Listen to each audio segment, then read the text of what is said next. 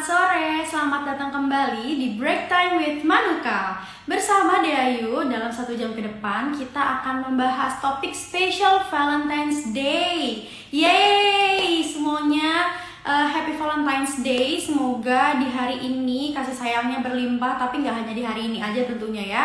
Semoga kasih sayangnya terus berlimpah di hari-hari selanjutnya. Semoga Manuka Health Buddy yang udah hadir di sini bisa stay sampai akhir acara dan dilimpahkan rezekinya dan kesehatannya. Amin.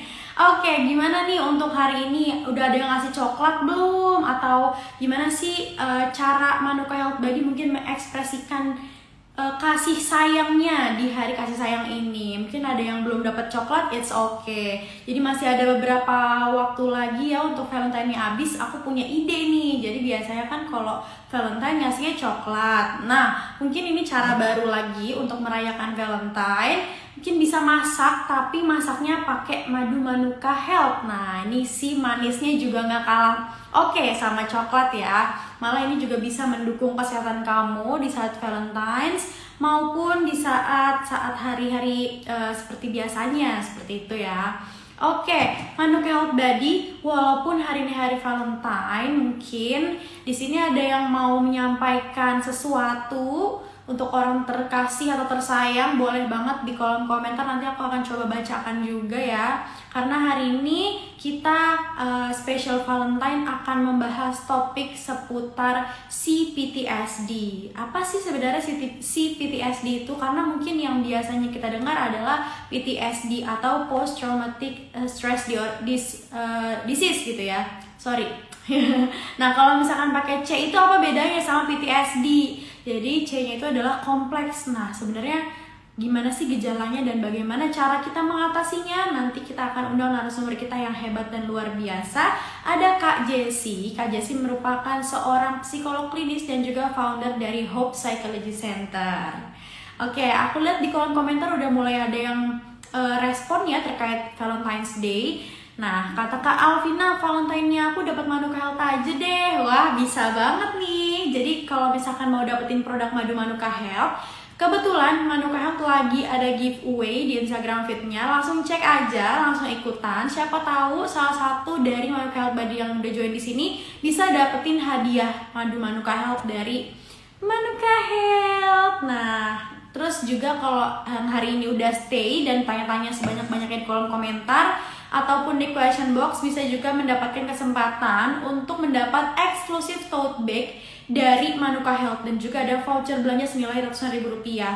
Lumayan banget loh vouchernya, bisa dibelanjain Manuka Health dan bisa juga untuk yang mungkin Manuka Health-nya habis di rumah jadi bisa di restock gitu ya.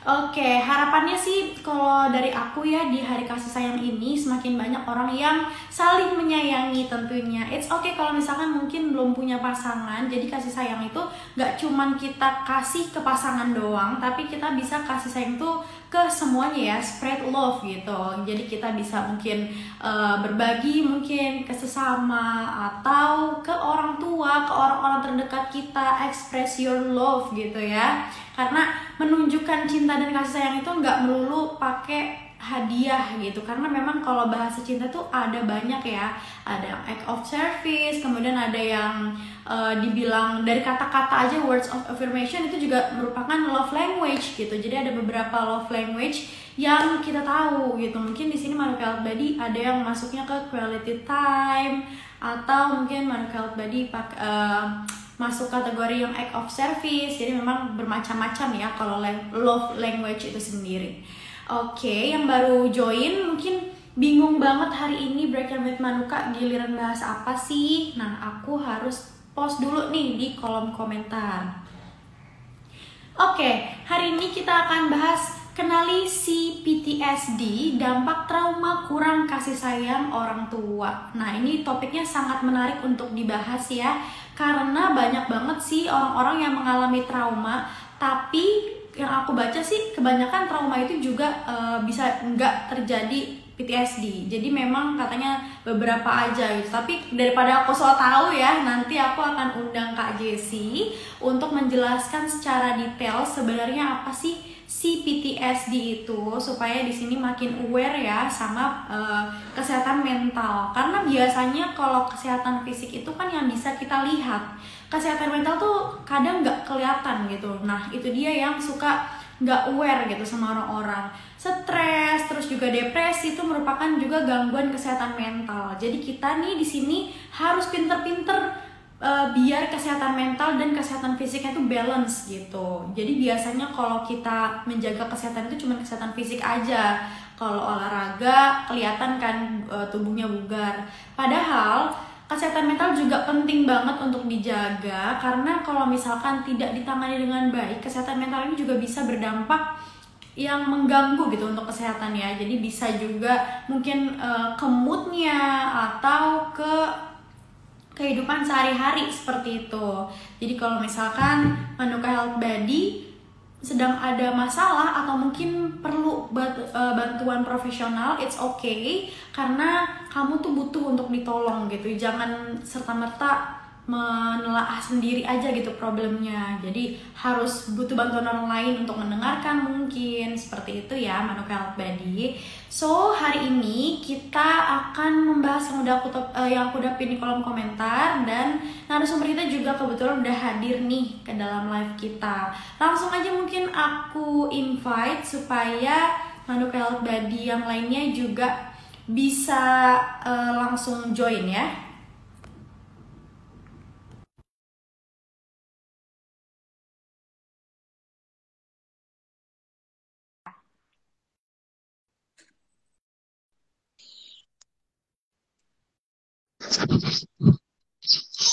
Udah kelihatan? Halo. Halo. Nah, kelihatan deh Kak.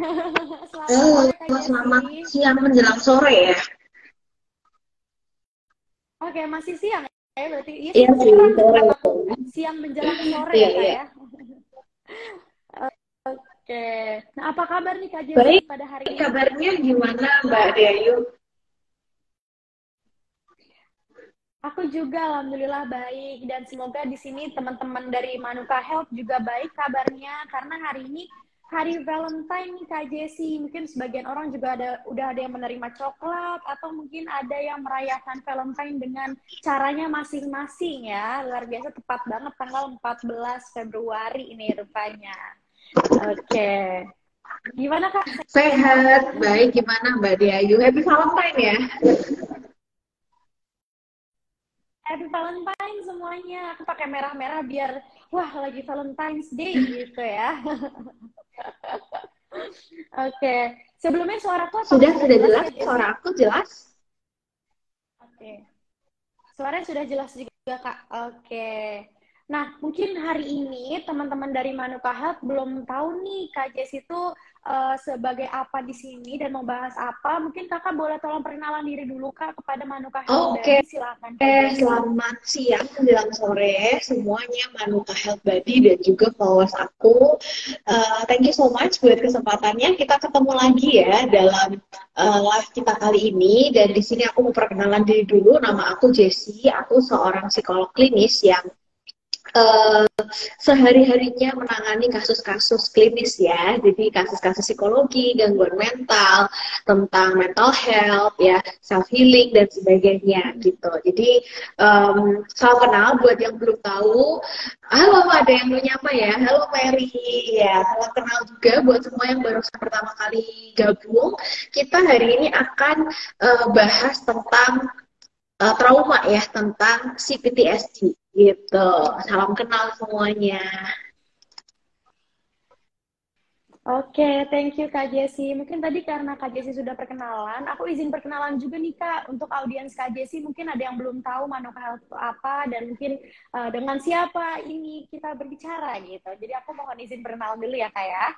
Oke, aku dari Manuka Health, aku diayu sebagai host untuk 1 jam ke depan. Nah, topiknya tadi sudah dibicarakan oleh Kak Jessi, yang sudah aku pin di kolom komentar. Jadi, di sini untuk Manuka Health Body dan juga audiens dari Kak Jessi, boleh banget nih tanya-tanya di kolom komentar maupun di question box, karena seperti biasa kita akan ada giveaway. Giveaway-nya tuh untuk 3 orang penanya terakhir. Syaratnya mudah sekali, tinggal tanya dan juga follow Kak Jessie dan follow manukahealth.id. Nanti dari tim kita juga yang akan memilih siapa sih yang akan memenangkan 3 orang ini yang mendapatkan voucher belanja senilai Rp100.000 dan juga tote bag dari Manuka Health. So, di sini yang udah join, jangan sia-siakan kesempatannya, tanya aja sebanyak-banyaknya di kolom komentar, dan good luck ya semuanya.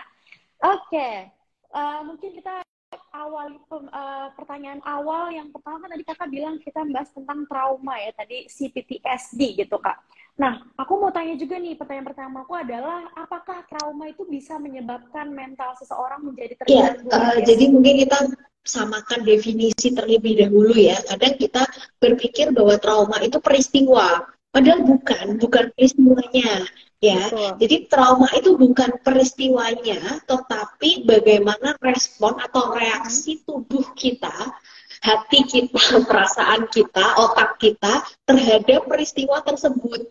Ya, jadi bukan peristiwanya gitu. Kadang kita berpikir, peristiwanya nih dia ada perceraian, makanya dia trauma gitu, atau gempa bumi nih makanya trauma. Nah, sebetulnya bukan gempa buminya itulah traumanya, tapi bagaimana orang tersebut mempersepsikan, menangkap ya dan meresponi peristiwa gempa bumi itu ya. Jadi perlu disamain dulu persepsinya bahwa trauma itu bukan peristiwanya, tapi reaksi tubuh kita, otak kita terhadap peristiwa.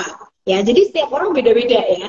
Bisa jadi si A trauma, si B enggak gitu, karena responnya berbeda-beda ya. Apakah trauma bisa menyebabkan mental seseorang terganggu? Tentu saja gitu ya.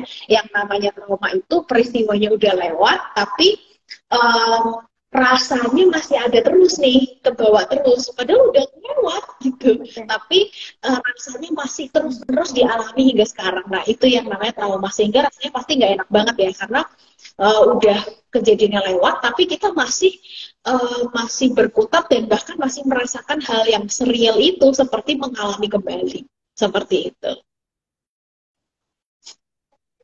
Oke, jadi masih terngiang-ngiang ya Kak kalau misalkan trauma. Karena tadi trauma itu bukan peristiwanya, karena dari masing-masing orang itu berbeda responnya, sehingga dari responnya tersebut yang menyebabkan trauma. Jadi bukan karena peristiwa itu sendiri. Nah, mungkin di sini kita udah samain persepsinya kalau ternyata trauma sama PTSD itu berbeda gitu. Nah, mungkin di sini Kak Jessie bisa tolong jelaskan sebenarnya mungkin dari PTSD itu sendiri ya Kak, pengertiannya apa? Karena kan sekarang kita mau bahas tentang si PTSD. Nah, nanti mungkin bisa meningkat nih. Pertama dari PTSD dulu.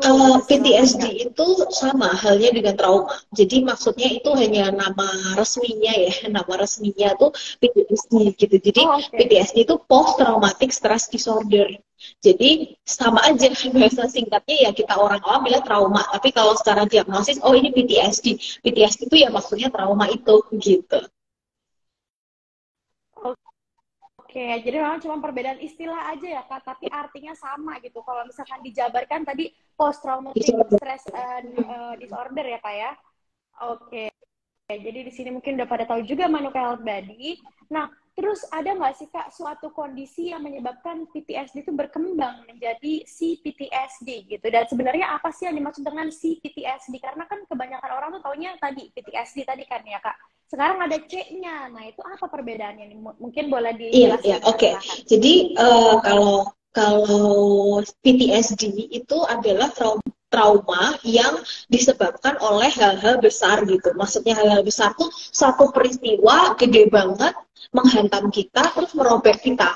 Nah, itu namanya PTSD gitu. Contohnya misalnya apa, kebakaran, perampokan gitu ya, yang sekali gitu ya, sekali hajar gitu kan. Terus gempa bumi ya, bencana alam gitu. Nah, itu kan PTSD ya, atau pelecehan ini sekali gitu ya. Jadi PTSD itu adalah satu peristiwa besar yang menghantam dan menyakiti kita, yang menyisakan tadi itu trauma itu tadi ya, itu PTSD. Tapi ada juga sekarang istilah yang namanya CPTSD atau kompleks trauma. Jadi C-nya itu adalah kompleks ya. Jadi kompleks PTSD atau kompleks trauma itu adalah bagian dari trauma yang menurutku masih jarang dibahas. Karena si PTSD ini adalah trauma yang tidak hanya disebabkan karena hal-hal besar, tapi juga hal-hal kecil yang menyakitkan dan berulang. Gitu. Jadi gini, kalau tadi PTSD kita katakan penyebabnya satu gede dan jelas gitu ya.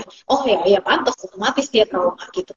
Tetapi kalau si PTSD ini bisa jadi adalah campuran, tidak cuma hal besar, tapi juga ada hal-hal kecil yang menyakitkan dan berulang, dan bahkan mungkin jangan-jangan masih dialami nih sampai detik ini gitu.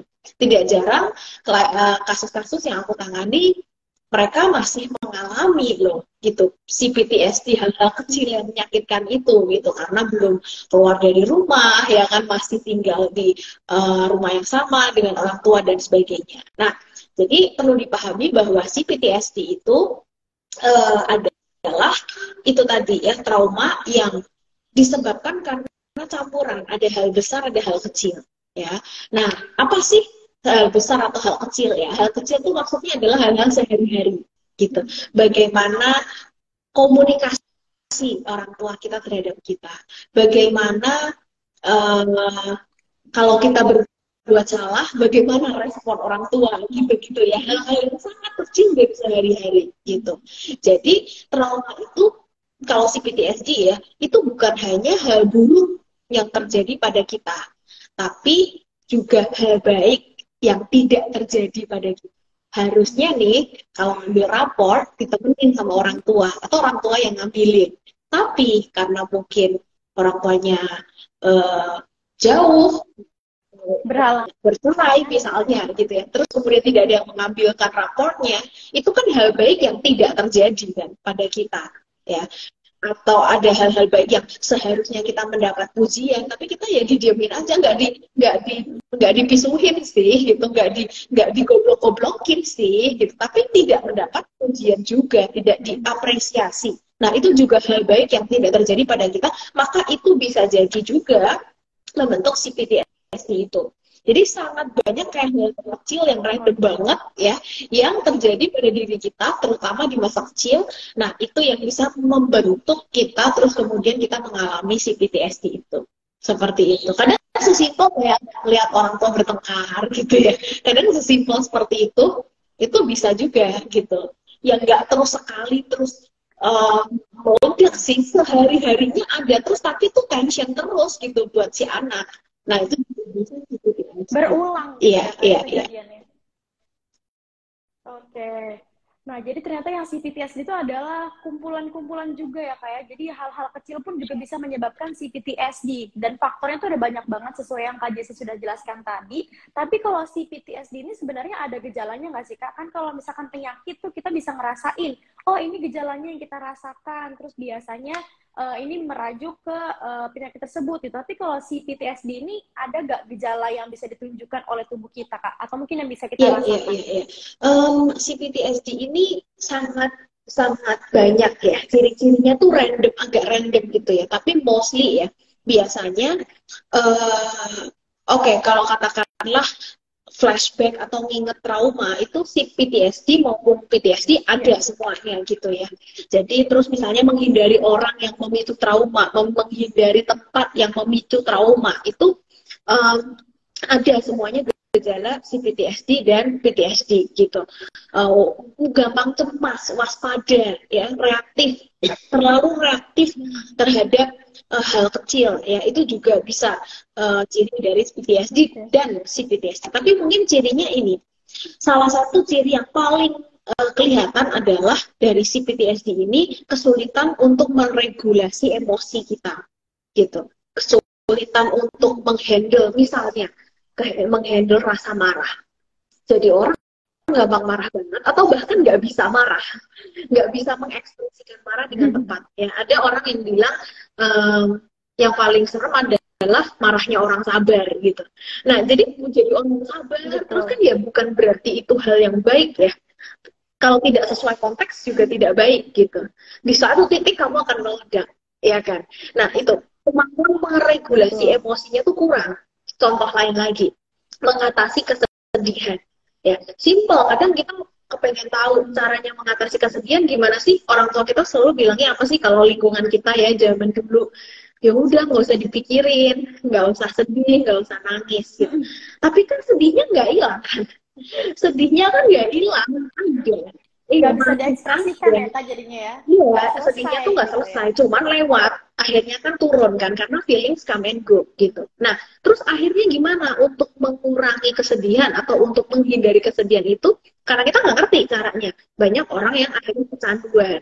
Siapa di sini yang kalau sedih langsung ini nih cari all shop ya, terus langsung shopping gitu ya, atau langsung ke mall. Ya, betul, pelariannya gitu kan. Atau bahkan addiction yang memang jelas-jelas ya, kayak misalnya narkoba, atau mungkin addiction game online, atau mungkin addiction ke apalagi misalnya pornografi. Salah satunya ya, meskipun tidak satu-satunya faktor, tapi salah satunya tuh ini, sebetulnya dia kesulitan meregulasi emosi ya. Implikasinya banyak sekali ya. Bisa jadi juga selain itu gejala PTSD adalah kesulitan bersosialisasi sama orang lain, kesulitan berelasi ya. Intinya adalah selalu nih kalau berelasi sama temen misalnya isinya dimanfaatin mulu gitu ya, siapa nih di sini yang ketipu terus, dimanfaatin terus ya kan, atau nih jadi people pleaser, selalu mengutamakan kepentingan orang lain tuh di atas kepentingan kita, seakan-akan kita ini nggak terlalu berharga gitu. Selain itu juga ada selalu kenapa ya nyangkutnya sama orang yang toksik terus, ya kan? Orang yang punya pacar toksik, punya pacar lagi abusive, punya pacar lagi selingkuh gitu, muter aja di situ, pola relasinya bermasalah. Ada juga nanti muncul dalam bentuk kesepian, pengen bergaul tapi takut ditolak, jadi mengurung diri. Tapi kalau mengurung diri kesepian, tapi kalau bergaul takut ditolak, jadi akhirnya muter terus gitu masalahnya tanpa tahu bahwa itu ternyata trauma, tanpa tahu bahwa itu ternyata PTSD gitu ya. Dan pembahasan PTSD ini masih sangat jarang ya untuk dibahas gitu ya. Nah terus kemudian yang lain lagi adalah no self love. Jadi biasanya orang dengan PTSD ini nggak ngerti itu namanya self care, ngutamain diri sendiri ya, cenderung mengabaikan diri. Orang kayak gini ya aku harus yang lebih mengalah supaya nggak menyakiti orang. Oh itu bagus, tentu saja itu bagus, boleh loh ya, dan harus kita peka terhadap perasaan orang lain. Tapi jangan lupa diimbangi dengan kita memperhatikan diri sendiri juga gitu. Merhatiin orang lain terus. Kapan kita diperhatiin? Kapan kita perhatiin diri sendiri? Kan kita juga orang kan. Kita kan bukan umbi-umbi kan, kita bukan semut kan, gitu. Kita kan orang juga, gitu. Nah, ini biasanya dengan orang-orang korban PTSD ini ya nggak ngerti self love itu apa. Bahkan kayak sesimpel mengatur jadwal, misalnya jadwal kuliah sama jadwal istirahat, gitu ya, jadwal kerja sama. Jadi akhirnya jatuhnya workaholic, gitu. Nggak ada waktu istirahat, terus capek. Setelah capek, emosinya yang jadi nggak stabil dan sebagainya. Ada juga orang yang PTSD salah satunya adalah perasaan bersalah kalau istirahat. Ini siapa yang di sini ngerasa bersalah kalau istirahat? Jadi harus produktif terus, ngerasa harus kerja terus, ya kan? Ada loh ya, ada yang seperti itu dan banyak gitu. Mungkin ketika kecil diomongin sama orang tua, kamu tuh jangan tidur-tiduran ya, kalau tidur-tiduran nanti jadi orang miskin gitu. Maksudnya kan supaya kita bekerja lebih keras, kita rajin gitu. Tapi yang bisa saja loh ya, yang tertangkap adalah, oh kalau tiduran, aku kalau malas dikit istirahat tuh nggak boleh. Iya, jadi otomatis rasanya mau benar-benar udah tertangkap nggak bisa gitu ya, merasa bersalah. Ya, kurang lebih seperti itu. Selain itu juga yang sering muncul adalah self kritiknya tinggi. Jadi kalau suruh kritik diri nomor satu nih gitu ya. Jadi ketika misalnya kalian masak, temennya udah bilang enak, pacarnya udah bilang enak kok, kitanya enggak enak ini gitu. Enggak enak ini, kurang bagus, kurang enak gitu. Kita menjadi kritikus pertama dan paling tajam untuk diri sendiri ya. Ini juga kaitan sama no self love. ya. Nah, kurang lebihnya mungkin gitu. Iya. Oke. Karena tadi kan nggak cinta sama diri sendiri, jadi apa-apanya tentang diri sendiri tuh dibilang no mulu gitu ya, kayak denial terus ya Kak. Jadi karena dia tuh merasa belum mengenali diri sendiri juga gitu. Nah ini makanya penting banget nih untuk Manuka Health Body untuk selalu mencintai diri sendiri, karena yang lebih tahu diri kita adalah memang diri kita sendiri gitu. Memang tadi ada yang disebutkan Kak Jessi people pleaser gitu, karena dia mementingkan kepentingan orang lain. Jadi kalau nolak tuh kayak nggak enak gitu. Makanya ada yang bilang juga couldn't say no. Jadi kalau misalkan orang nawarin apa, kita terpaksa bilang iya. Karena kalau kita bilang enggak, itu mungkin takut orangnya marah atau mungkin perasaan orang tuh jadi nggak enak gitu. Jadi memang tadi ciri-ciri CPTSD itu ada banyak banget gejalanya juga. Nah tadi dari beberapa ciri-ciri mungkin di sini Manuka Health Body juga ada yang menyimpulkan kali ya kayak wah jangan-jangan aku CPTSD gitu. Tapi CPTSD ini kembali lagi ya Kak, berarti nggak boleh didiagnosa oleh diri sendiri ya Kak, harus dengan bantuan psikolog atau Iya betul, ya? dan sebetulnya tidak ada diagnosis yang tegak untuk CPTSD. Jadi ya untuk saat ini buku kitab sucinya psikologi itu belum ada diagnosis ini. Jadi ya memang jarang dibahas gitu. Akhirnya jarang dibahas dan diagnosis pun tidak ketemu, tidak didiagnosis gitu. Biasanya diagnosis kan gangguannya gitu. Bisa saja orang yang mengalami CPTSD mengalami depresi. Nah yang tegak di depresinya gitu. Misalnya mengalami gangguan kecemasan. Nah gangguan kecemasannya ini yang disampaikan atau didiagnosis. Tapi CPTSD ini kan sebuah rangkaian pengalaman ya sebetulnya yang ternyata ada gitu dalam diri kita, tapi biasanya tidak langsung terdiagnosis begitu saja gitu ya. Dan mungkin bisa aware juga gitu untuk kalau memang ada ciri-ciri tersebut gitu bisa mencari bantuan profesional psikolog atau psikiater yang trauma informed supaya bisa ditangani dengan pas, dengan efektif gitu. Karena memang to be honest memang nggak semua profesional itu mungkin mempelajari gitu ya hal ini gitu. Oke, jadi it's okay ya Kak, kalau misalkan kita tadi mengalami ciri-ciri yang Kakak sebutkan, terus kita perlu bantuan psikolog atau psikiater, itu nggak apa-apa banget karena bisa ditangani lebih baik juga. Karena kalau nggak ditangani, mungkin bisa saja berkembang menjadi ke arah yang lebih parah lagi atau lebih kompleks lagi, seperti itu. Nah, ini ada juga Kak pertanyaan di kolom komentar dari Kak Haika. Pertanyaannya adalah, Kak izin semoga sempat terjawab waktu dan pertanyaannya, Kak, waktu kecil aku beberapa kali dibilang anak nggak berguna dan tidak bisa diandalkan. Namun ketika dewasa menjadi generasi sandwich, rasanya berat banget. Apakah hal itu termasuk trauma, Kak? Iya, kembali lagi, trauma itu kan efek dari badan kita ya. Bagaimana kita mempersepsikan hal tersebut. Jadi, mungkin ada anak yang dibilang, iya apaan sih nggak guna banget gitu. Terus anaknya tuh cuma gitu ya, cuma iya apaan sih nggak masukin hati ada, ya kan? Mungkin tidak terjadi trauma pada anak itu gitu. Tapi bisa juga pada anak lain yang lebih ekspresif, ya munculnya adalah rasa marah. Ya mungkin terjadi trauma di situ dan munculnya lebih dominan rasa marah. Nanti di anak yang lain yang mungkin dia lebih cenderung diam, memendam, maka munculnya adalah misalnya rasa sedih dan mengiyakan saja gitu ya omongan itu dari orang tua ya. Sebetulnya setiap kita merekam omongan orang tua kita, omongan segala sekeliling kita itu dari usia 0 sampai 12 tahun atau terutamanya usia 0 sampai 7 tahun. Jadi apa yang direkam di tahun-tahun itu biasanya akan jadi self listening ya, standar defaultnya, default suara hati gitu loh ya. Jadi kalau dari kecil dibilangin ayo coba lagi nggak apa-apa, kalau gagal cobain lagi aja nggak apa-apa ya. Terus atau misalnya ketika kecil diomongin nggak apa-apa papa mama lihat kok dari sini kamu aman kok, pokoknya kamu coba aja nggak apa-apa, papa mama lihat dari sini, awasin kamu, lindungi kamu, maka kita bisa tumbuh menjadi anak yang orang yang lebih mudah untuk eksplorasi, untuk mencoba lagi, untuk bangkit lagi, karena itu jadi default sistemnya suara hati kita. Tapi ketika kemudian yang kita dengar adalah tadi itu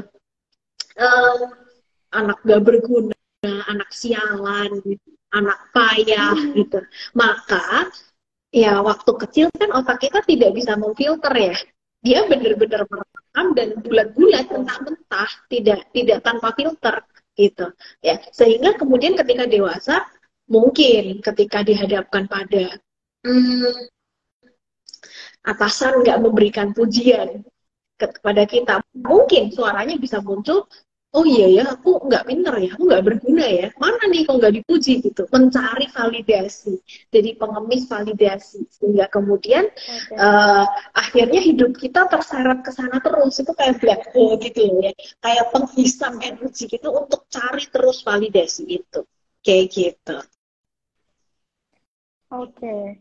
Jadi memang sudah ada di mindsetnya sendiri ya Kak, kalau misalkan dari kecil mungkin ada perkataan orang tua atau seseorang yang mungkin menempel di hati, nah sampai besar jadinya bisa tersugesti, jadi selalu ada di otak gitu, jadi menjadi default itu tadi seperti kata Kak Jessie. Oke, next question Kak dari Kak Alvina_Farzana. Kak Jessie, apakah anak yang PTSD itu ketika dewasa akan berpotensi menjadi orang yang depresi berat? Nah, hal ini seperti orang yang terkena PTSD atau PTSD maksudnya ya? Ya. Oke. Iya bisa gitu, dan sangat memang rentan. Ada kaitan yang erat antara bagaimana pengalaman di masa kecil kita dengan kondisi kita saat ini gitu ya. Jadi ketika selama kecil kita diisi suara-suara yang menganggap kita nggak berguna, nggak berharga, atau mungkin bukan suara ya, kadang-kadang perlakuan gitu. Kita mau speak up apa, suara kita nggak didengerin. Alah, kamu anak kecil tahu apa gitu ya. Atau misalnya ekspresi dari orang tua atau pengasuh atau lingkungan sekitar tuh kayak ngejek gitu loh kalau kita ngomong waktu kecil gitu. Maka bisa jadi memunculkan rasa tidak berharga itu gitu, atau mungkin segampang kayak dibandingin sama kakak atau adik, atau minim pujian, minim penghargaan, rasanya tuh kurang terus gitu ya, nggak ada cukupnya buat kita, buat orang tua. Maka sangat memang rentan sekali untuk kita ketika dewasa bisa jadi terkena, tapi belum tentu juga kena ya, setiap kasus kan beda-beda. Jadi bisa jadi itu salah satu penyebabnya juga, dan biasanya memang ini kok gitu akarnya. Biasanya kalau misalnya kasus depresi, apalagi depresi berat ya, biasanya aku akan tangani dulu dengan stabilisasi dan terapi-terapi untuk depresinya. Setelah depresinya stabil, baru masuk ke sini. Apakah ada PTSD, apakah ada inner child yang terluka dan sebagainya. Biasanya seperti itu. Oke, terima kasih Kak. Mungkin kita akan mundur dikit tadi ke ciri-ciri si PTSD. Jadi masih ada lagi nih Kak yang bertanya tentang ciri-ciri si PTSD dari Kak Nia Desna dari skor 10. Kak Jessie izin bertanya, apakah anxiety disorder itu merupakan salah satu ciri dari bukan PTSD, ciri ya, bukan ciri, tapi bisa jadi si PTSD ini, karena kita kan si PTSD itu dalam jangka waktu lama kita ngalamin berbagai jenis hal yang menyakiti kita dan berulang ulanginya gitu. Nah, itu yang kemudian mungkin bisa menimbulkan gangguan kecemasan. Jadi bukan ya kecemasan berlebih ya berarti bisa saja orang itu memiliki si PTSD, tapi biasanya urutannya gitu, maksudnya secara dari garis hidupnya itu memang wah banyak banget nih luka-lukanya, trauma-traumanya, terus baru di titik tertentu dia memunculkan gitu, lebih gampang cemas ya kan. Kalau misalnya kita tumbuh di lingkungan keluarga yang hari ini kita sarapan dengan tenang dan besoknya kita lihat piring terbang dan sandal terbang, ya siapa yang nggak tenang ya gitu kan. Akhirnya selalu merasa cemas dengan hari esok ya kan, selalu nggak pasti besok ini bakal orang tuanya masih utuh atau enggak nih dua-duanya, atau sudah bercerai kan. Itu kan membuat akhirnya secara default kita energinya kan was-was kan, cemas kan gitu. Betul. Oke. Semoga tadi pertanyaannya terjawab. Nah, ini juga ada yang tanya. Jadi kalau si PTSD ini sebenarnya dampaknya juga bisa mempengaruhi ke kualitas pernikahan seseorang atau enggak? Ya, si PTSD ini kembali lagi tadi aku bilang bahwa salah satu ciri atau salah satu hal yang biasanya muncul dalam korban PTSD ini adalah masalah dalam pola relasi. Jadi tentu saja kalau pola relasi ya kaitan dong sama pernikahan. Atau bahkan bukan pernikahan saja, pacaran aja sudah kelihatan ya biasanya gitu ya. Dalam berbagai derajat dan dalam berbagai versi ya. Nah, kita perlu sadari bahwa ketika kita mengalami si PTSD itu ada kebutuhan psikologis yang tidak terpenuhi ketika kita kecil gitu, atau ketika ya sepanjang kita hidup dan bertumbuh ini gitu ya. Kebutuhan psikologis manusia itu apa aja sih? Nah, ada kebutuhan merasa dicintai. Jadi bisa aja nih orang tua kita bilang, oh mama ngelakuin ini karena sayang, papa itu pukul kamu karena sayang. Tapi kalau kamu merasa tidak disayang, ya malah rasanya sakit, berarti kebutuhan kamu tidak terpenuhi. Ya, merasa dicintai, ya. Terus kemudian merasa aman, ya. Merasa dicintai, ada merasa aman, merasa dipahami, merasa dihargai, dan merasa dimaafkan. Biasanya 5 itu yang paling utama gitu ya. Nah, ketika kemudian kebutuhan ini tidak terpenuhi, maka itulah yang akan menyakiti kita ya. Sehingga kemudian kita tumbuh dengan apa nih? Seperti perut yang lapar. Ya kan? Kalau perut lapar tuh gimana? Kita akan cari-cari makanan terus. Ya kan? Misalnya jam 7 pagi sudah makan, belum jam 12, tapi sudah lapar. Gimana dong? Ya kalau cuman sebentar, kadang kita udahlah tahan aja sampai jam 12 gitu ya. Kadang tahan gitu. Tapi kalau kita nggak ngerti ini bisa makan jam berapa, kita akan cari sesuatu untuk ngeganjel kan, makan roti kek, makan biskuit kek gitu. Nah, seperti perut yang lapar, kita akan mencari makanan itu untuk mengisi perut kita. Nah, sama. Ketika kebutuhan psikologis kita tidak terpenuhi, maka kita seperti perut yang lapar tadi, cari-cari terus. Kayak tadi. Ngerasa kurang dicintai dalam keluarga. Ya. Ibaratnya kata-katanya ya, biasa kurang kasih sayang orang tua. Gitu. Nah, iya oke. Dulu kurang kasih sayang, lalu apa dampaknya sekarang? Ya itu tadi, sekarang cari-cari gimana caranya supaya dia memuaskan kan, supaya dia kenyang sama rasa sayang itu, rasa cinta itu. Akibatnya orang random aja nih, cuman ngasih perhatian dikit aja, udah langsung gampang baper, ya kan, langsung telan aja gitu kan, padahal kualitasnya wah buruk banget nih, dia misalnya pecandu, dia tukang judi gitu kan, jelas-jelas itu di bawah bar minimum gitu, tapi tetap mau aja. Soalnya kenapa? Soalnya perutnya lapar, jadi apa aja rasanya enak gitu. Tidak ada standar untuk itu, karena dimulai dengan kelaparan ya, seperti luka yang menganga, kalau disenggol sedikit perih ya. Jadi yang orang lain melihat itu hal biasa, ya buat kita nggak biasa.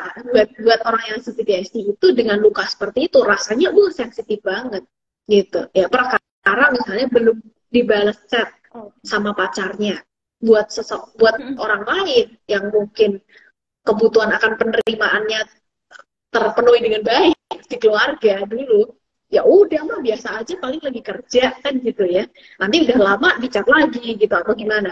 Tapi buat orang yang penuh dengan abandonment issue, ya, mengalami penolakan, ya, kemudian ada ya isu-isu penerimaan seperti itu jadi masalah besar.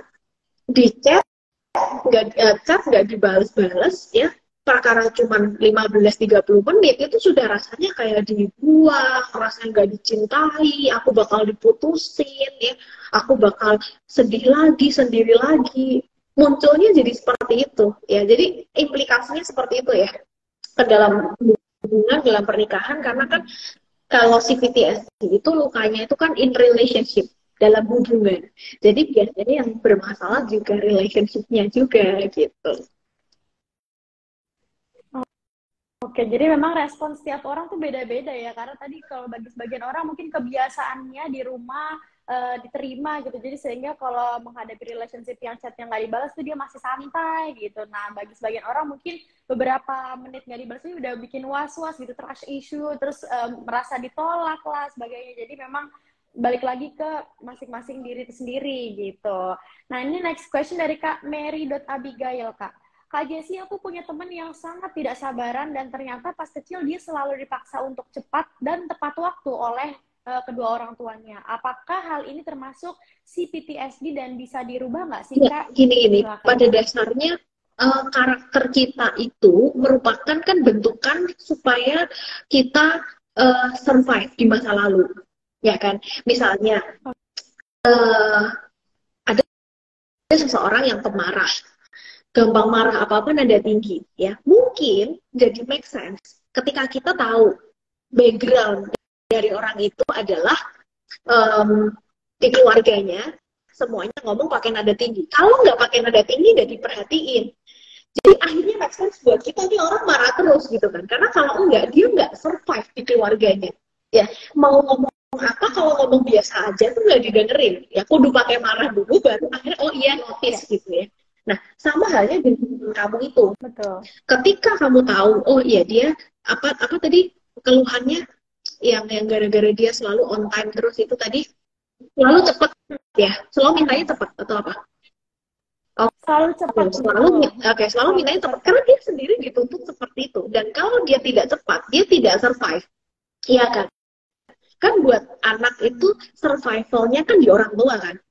Kalau orang tua tidak menerima kita, tidak oke akan kita akan merasa terancam hidup kita. Ya dong, kamu kan waktu kecil nggak punya kendaraan, nggak punya saldo, nggak punya rekening, ya kan, nggak punya OVO, GoPay gitu kan. Jadi pasti kamu akan bergantung, dan gimana caranya aku supaya diterima gitu sama orang tua supaya aku survive. Nah, ketika seperti itu, ya oke, kalau ngomong penggolongan katakanlah CPTSD atau enggak, itu perlu diperiksa ya. Itu perlu diperiksa dan perlu dilihat. Cuman mungkin kayak gitu ngomong soal sembuh atau tidak, itu juga kontekstual ya. Kita tidak bisa ngomong semua hal itu hal yang bermasalah. Contohnya misalnya tepat waktu. Itu hal yang bagus. Ya kan? Itu sisi positifnya dari dia berkembang dari trauma yang dia begitu keras hidupnya, dia jadi tepat waktu. Itu sisi baik. Perlu dipertahankan nggak? Perlu. Nggak apa-apa. Perlu dipertahankan. Gitu ya kan? Tetapi masalahnya adalah ketika kemudian misalnya dia memiliki dalam pertemanan atau memiliki pasangan, telat dikit tinggal pokoknya, nggak ada babi bu, nggak ada diskusi, nggak ada negosiasi gitu, nggak mau sama sekali untuk berkompromi sama pasangannya. Dan ketika kita kan kadang harus ada toleransi ya, misalnya oh aku telat karena sakit misalnya gitu, itu kan ada hal-hal yang harus bisa ditoleransi dong. Dan ketika dia nggak bisa toleransi kan dia kenanya di relasinya bermasalah gitu. Apa selalu cepet? Ya bagus dong, ya kan, di titik tertentu bagus ya, derajatnya pas ya bagus. Tapi kalau sudah kemudian maunya satu-satu, nggak mau proses, maunya instan, bisa jadi bumerang. Jadi kita kalau ngomongin soal dampak trauma, itu bukan perkara kita hilang nggak hilang dampaknya, ya. Tapi bagaimana kita adjusting atau menyesuaikan diri dengan derajat yang sesuai. Ya ibaratnya kayak masak lah, kamu pengen garamnya seberapa? Kalau orang suka asin, ya garamnya banyak. Kalau orang lagi diet, nggak pengen banyak asin, ya udah garamnya dikit. Sesuaikan aja dengan selera, gitu. Aku nggak terlalu suka makanan manis, jadi nggak pernah tuh yang namanya pakai kecap manis, itu nggak pernah, jarang banget, gitu. Ya udah, tinggal nggak usah dikasih, gitu. Sama, gitu. Kalau kamu merasa, oh aku ada trauma nih, aku ada CPTSD, oh makanya aku jadi orang yang pemarah, ya udah gimana, gitu caranya untuk kamu kontrol itu. Nah, tapi kan biasanya susah nih, ya kan? Orang yang biasanya kaku, tepat waktu, saset-saset gitu kan. Terus tiba-tiba disuruh menurunkan derajatnya jadi fleksibel, kadang-kadang sulit. Karena lah masih kebawa sama bentukan masa lalu. Nah, itulah gunanya konseling ya, gunanya kamu menemui tenaga profesional karena ada hal-hal yang tidak bisa kamu ubah sendiri. Kita perlu orang lain, kita perlu dipulihkan juga dalam relasi itu ya. Sehingga buat teman-teman nih semuanya Manuka Health dan semua followers tuh yang kalau kalian butuh banget buat konsultasi kayaknya ya nih CPTSD gitu ya, bantuan profesional, maka bisa banget untuk langsung klik link di bio aku, itu akan langsung terhubung dengan adminnya Hope Psychology Center. Seperti itu ya, paham ya? Jadi ya memang ada dua sisi gitu. Ada kadang-kadang ada positifnya juga gitu. Betul. Jadi memang harus dilihat dulu ya Kak, sisi positif sama yang tadi mungkin kalau dampaknya di relationship, kalau yang kita tiba-tiba, oh pengen cepet-cepet, terus nanti kita tinggal, itu kan juga nggak baik juga. Nah, sehingga hal tersebut itu perlu dikonsultasikan mungkin lebih dalam juga ke profesional gitu. Jadi memang ada yang perlu diubah, harus perlu bantuan gitu, nggak mungkin bisa sendiri. Tapi tadi juga ada yang bilang Kak, memangnya benar ya kalau misalkan si PTSD ini hanya terjadi pada wanita atau mostly terjadi pada wanita? Oh, enggak sih. Kalau si PTSD bisa terjadi ke semuanya. Sama kok. Banyak. Cuman yang meminta bantuan kan biasanya laki-laki lebih jarang. Karena ada stigma laki-laki harus kuat gitu aja kok sakit hati, kalau tersinggungan itu berarti bukan cowok, terus kalau nangis tuh laki-laki cengeng gitu ya. Itu stigma-stigma seperti itu yang membuat akhirnya mungkin laki-laki lebih tidak mau mencari bantuan profesional. Tapi menurutku sekarang semakin lama semakin keren sih, karena sekarang tidak terlalu jauh loh rasio perbandingan antara klien laki-laki dan perempuan. Memang lebih banyak perempuan ya, tapi sudah semakin naik juga gitu angka laki-laki mencari bantuan profesional. Jadi sangat-sangat cocok sih, maksudnya sudah bagus gitu. Cuman ya memang masih jauh. Kenapa kesannya akhirnya yang terdaftar, ibaratnya terdaftar dalam trauma itu cewek-cewek ya karena yang konsultasi cewek, jadi kan terekam gitu kan. Kalau misalnya cowok nggak konsul jadi nggak ketahuan, tapi nggak konsul tidak terdiagnosis kan bukan berarti tidak ada, bukan berarti tidak mengalami gitu. Seperti angka bunuh diri itu lebih tinggi pada pria, tapi depresi lebih tinggi pada wanita. Aneh kan gitu kan, yang konsul wanita makanya tertolong, makanya tidak bunuh diri kan gitu ya kan. Yang terdaftar depresi karena dia konsul jadi kan terdaftar angkanya untuk depresi, tapi jadi angkanya tinggi di wanita, bukan terus yang cowok nggak depresi tapi tidak mencari bantuan, yang akhirnya berujung angka bunuh diri lebih tinggi pada pria gitu.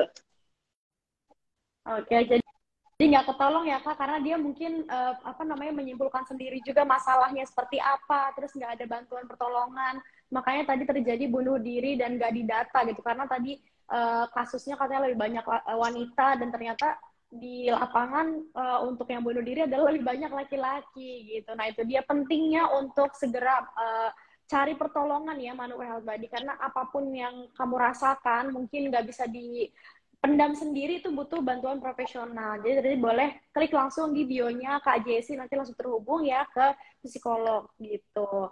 Nah, ada juga yang bilang nih Kak, untuk si PTSD ini apakah merupakan turunan dari orang tua? Ini bisa dibilang seperti ini sih Kak?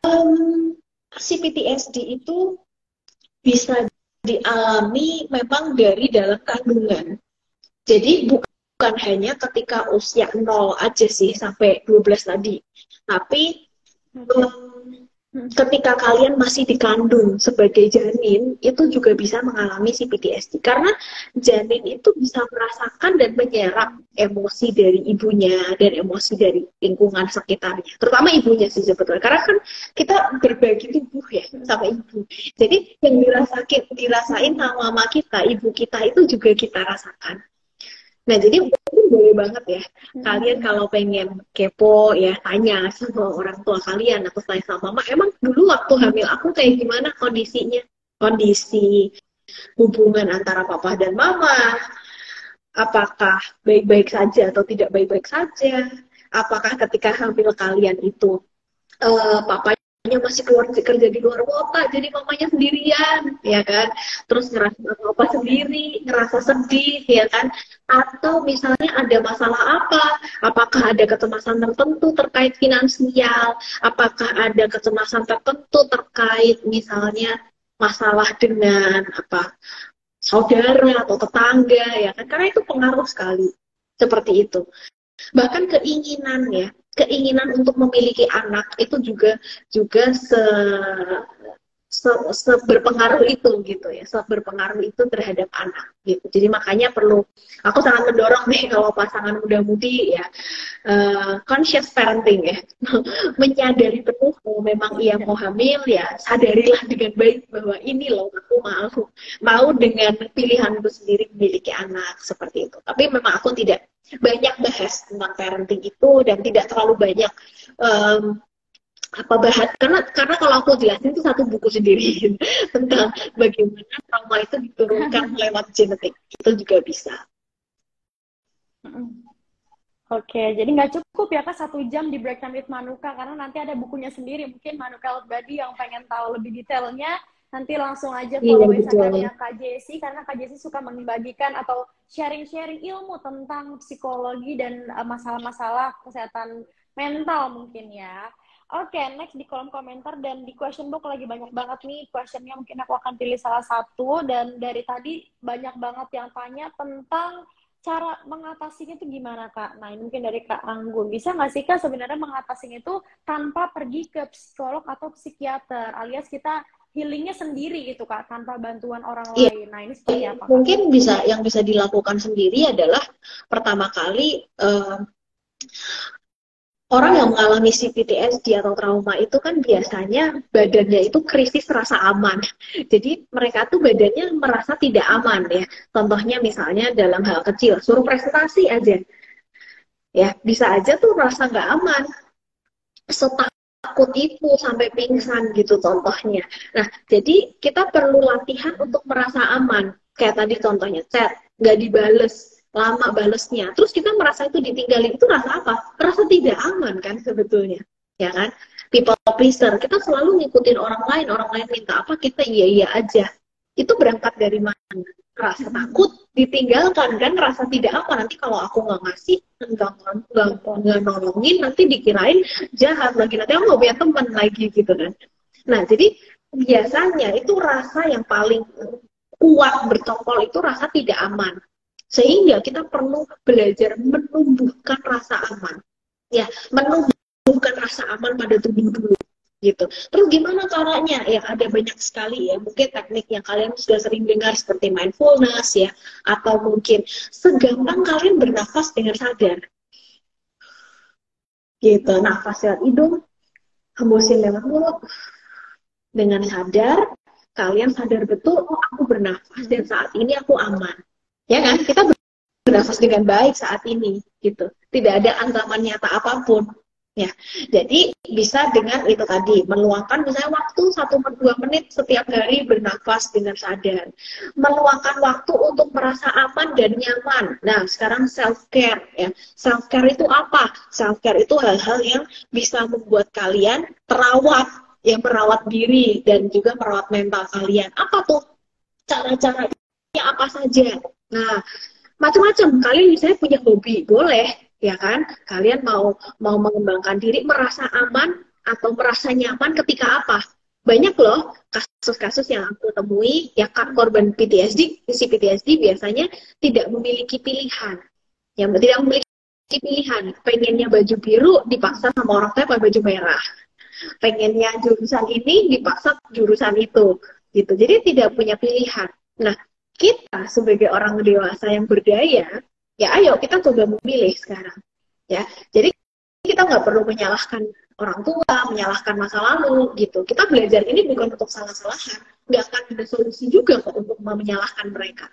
Yang sekarang terpenting apa? Bisa dilakuin tadi 1-2 menit per hari. Coba latihan nafas supaya kalian merasa aman badannya, merasa tenang, menyadari penuh akan kondisi ini tuh sekarang nggak apa-apa. Yang kedua, bisa self-care, hobi. Apa yang bisa kalian lakukan dan kalian merasa nyaman? Coba tanya ke diri sendiri. Kalau berenang sama basket aku lebih senang mana ya? Boleh kalian compare seperti itu. Saat ini aku kepengennya apa ya? Pengennya me time-nya mau nonton drakor atau mau baca buku ya? Coba tanya ke dalam diri gitu ya. Dan coba ikuti ya. Tentu saja ikuti ini dengan batasan kontekstual ya. Kalau kita alasannya self care tapi terus sampai nggak kerja seminggu gitu kan juga itu bukan self love juga, itu tidak bertanggung jawab ya. Jadi bisa latihan merasa aman terlebih dahulu. Terus masih muda seperti ini. Oh, aku tahu bahwa orang tuaku dulu tidak ada waktu sama aku. Sekarang aku mau mengubahnya, aku mau mengadakan waktu buat anak-anakku. Ya kan? Selesai kan? Gitu. Salah satunya caranya seperti itu. Jadi kalau kita ngomongin penanganan trauma, trauma healing itu nggak selalu muluk-muluk. Tidak selalu tidak selalu hal-hal yang wah pasti nangis-nangis nih, pasti berat. Iya, memang ada sesinya seperti itu. Ya. Nah, tapi ya kembali lagi kita dengan kesadaran saja gitu. Sadari aja apa yang ingin kalian ubah. Apa yang kalian nggak ingin ulangin dari orang tua gitu.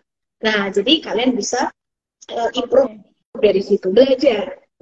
Ya, sekarang banyak banget ya, gampang banget ya, sesimpel follow IG-ku aja udah dapat informasi gitu kan ya, meskipun tidak kemudian lihat konten tiba-tiba sembuh kan enggak gitu loh. Tapi minimal kalian mau belajar, ya kan, nonton YouTube, mau cari Google, ikut kelas ya. Kemarin beberapa waktu yang lalu aku adain kelas dan itu rekamannya ada juga, kalian bisa beli, tinggal klik aja link di bio aku tentang inner child, itu ada komplit tuh soal trauma gitu, tinggal kalian beli aja udah dapat semua gitu kan. Itu kayak segampang itu kalian mencari informasi.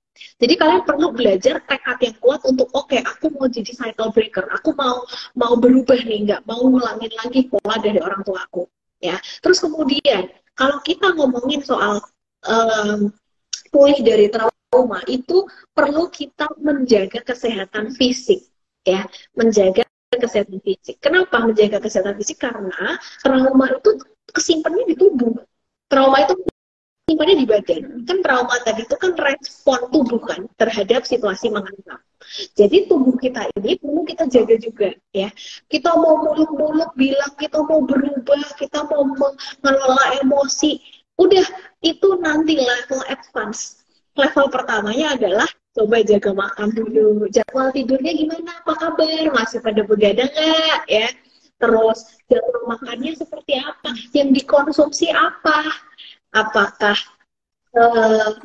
makanan yang bergizi, ya kan? Hal-hal yang sesuai dengan kebutuhan kita, atau justru malah kita makannya wah junk food terus, gorengan terus gitu. Bukannya nggak boleh ya, tapi kita perlu balancing. Nutrisi itu sangat berpengaruh, tapi aku nggak bisa kupas terlalu dalam ya di sini kayak gitu ya. Jadi seperti itu. Dan yang terakhir, kalau kalian merasa susah banget nih berubah dari trauma, udah ngerti nih, tapi udah ngerti orang tua begini, aku nggak pengen, tapi auto aja nih, langsung otomatis nih gitu ya, nggak sadar mengulang lagi. Nah itulah yang namanya butuh bantuan profesional. Itu kadang-kadang seperti itu, karena kalian nggak bisa jadi spion buat diri sendiri. Kalian butuh spion, kalian butuh orang lain yang ngeliatin lubangnya di mana, masalahnya di mana. Gitu. Hal yang sulit buat kalian, kadang dikonsulin, itu kadang jadi simple. Karena apa? Karena udah polanya, ada caranya kok gitu ya. Jadi buat kalian yang pengen konsultasi, pengen konseling gitu ya sama aku atau sama psikolog psychology center yang lain, nah kalian bisa langsung klik link di bio aku ya, atau di website juga ya ada informasinya, hpcindonesia.com ya, atau mungkin pengen beli rekaman tentang CPTSD itu ada di bioku juga, Hopeful Class namanya, itu tentang inner child ya, kayak gitu. Hopeful Class yang judulnya inner. Oke. Betul. Jadi memang kadang yang membuat ruwet itu adalah pikiran kita sendiri ya Kak, karena tadi mungkin menjadi tambah parah juga, dan keinginan untuk pulih itu sebenarnya harus didasarkan niat dulu awalnya. Terus kita juga harus sadar tadi ya untuk teknik bernafas mungkin, terus juga kita jangan lupa untuk jaga kesehatan fisik, karena kita tuh harus balance untuk jaga kesehatan mental dan juga fisik. Tadi mungkin jaga kesehatan mental mungkin bisa dari hobinya disalurkan gitu, atau mungkin healingnya dengan cara apa, kan masing-masing orang beda-beda ya untuk cara healingnya. Lalu kalau misalkan menjaga kesehatan fisik seperti yang sudah Kak Jessie bilang tadi, kita harus kurangi begadang, mungkin konsumsi makanan-makanan bergizi juga perlu diperhatikan, karena makanan bergizi juga dampaknya baik untuk kesehatan tubuh maupun kesehatan mental. Seperti kalau Manuka Health Body konsumsi madu Manuka Health. Jadi madu Manuka Health ini punya B kompleks yang bagus banget untuk menjaga kesehatan mental. Selain B kompleks, dia juga tinggi kalsium, jadi bisa memenuhi kebutuhan kalsium kamu sehari-hari. Lalu dia juga tinggi antibakteri dan juga antiinflamasi, jadi bisa dikonsumsi sehari-hari.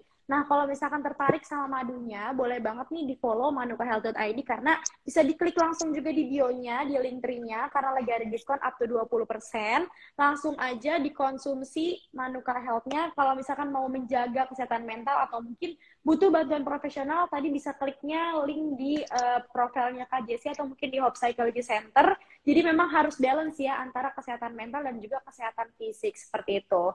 Oke, Kak Jessie, mungkin ada dua patah kata untuk menutup perjumpaan kita pada hari ini, karena nggak kerasa ya kalau ngomongin tentang kesehatan mental maupun gangguan kesehatan mental tuh kayaknya tuh lama banget dan perlu lebih dari 1 jam gitu. Nah, untuk itu mungkin ada closing statement-nya, Kak? Oke, thank you so much buat Manuka Health dan semuanya. Semoga apapun yang disampaikan hari ini bermanfaat, dan apabila kalian merasa bahwa ada ciri-ciri tadi nih, si PTSD, nggak apa-apa ya, karena banyak juga orang yang mengalami, nggak sendirian kok gitu ya. Dan kemudian apabila kalian membutuhkan bantuan profesional, ingin memimprove diri ya supaya nggak ngulang lagi ke generasi berikutnya, minimal lah diri kalian itu jadi diri yang sesungguhnya, bukan karena trauma itu ya, maka kalian bisa cari bantuan profesional, salah satunya dengan klik link di bio aku, itu akan langsung terhubung dengan adminnya Hope Psychology Center ya. Konseling memang butuh proses, tidak bisa langsung cepat ya sekali langsung beres ya, tetapi pasti worth it untuk hasilnya at the end gitu. Kalian bisa mendapatkan manfaat dari situ, dan perubahan tuh nggak tiba-tiba langsung jadi orang lain tuh enggak, tapi berproses pelan-pelan ya.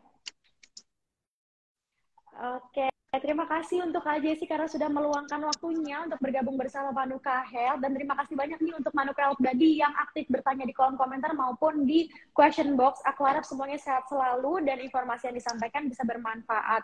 Mohon maaf apabila pertanyaannya ada yang belum terjawab, dan yang ketinggalan bisa nanti ditonton di Instagram feed-nya Manuka Health, karena akan diupload juga ya dari awal apa sih pengertian PTSD dan bagaimana sih cara menanganinya, jadi bisa ditonton lagi dari awal. Dan untuk pengumuman pemenangnya stay tune di Instagram story-nya Manuka Health. Oke, dari aku mohon maaf apabila ada kesalahan kata, dan semoga kita bisa bekerja sama di lain waktu ya Kak Jessie, dan bisa bertemu lagi. Terima kasih semuanya, selamat sore. Bye.